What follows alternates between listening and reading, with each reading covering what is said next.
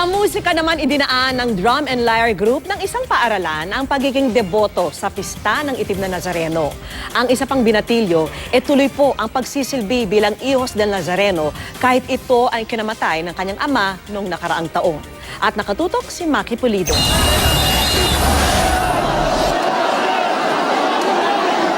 Sa gitna ng selebrasyon ng pista ng Itim na Nazareno noong nakaraang taon, isa ang Hijos del Nazareno at debotong si Renato Gurion sa mga naiulat na nasawi dahil sa heart attack. Pero sa kabila ng sinapit ng ama, tuloy sa pagsisilbi bilang Hijos del Nazareno din si Ivan, bagamat di pa raw siya pwedeng sumampa sa andas.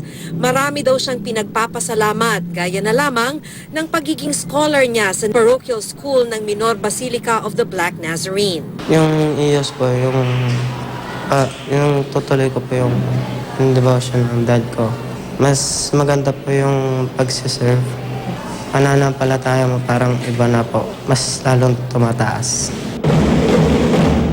Bagamat hindi hinihikayat ang pagsama ng mga bata sa selebrasyon ng pista, sa pamamagitan ng musika ay naipapakita na raw ng Drum and Lyre Group ng Nazarene Catholic School ang kanilang pananampalataya sa Itim na Puon. Sila ang unang tutugtog bukas sa Quirino Grandstand sa harap ng libu-libong deboto. Kaya naman todo ensayo ang grupo. Giving back din sa aming parish kay Nazareno, kaya kami laging tumutugtog sa kapistahan ng Nazareno po. Parang ay na rin po yung offer na dance po namin para sa kanya. Parang gift na po din. Excited naman ang unang beses na tutugtog na si Joshua, lalo pat naniniwala siyang ang kanilang pananampalataya sa puon ang nakatulong sa paggaling niya. May sakit po ako na hernia.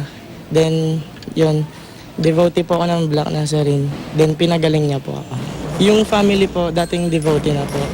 Then, through music po, sinali ko na rin po yung sarili ko para maging panata ko na rin. Maki Pulido, nakatutok, 24 oras.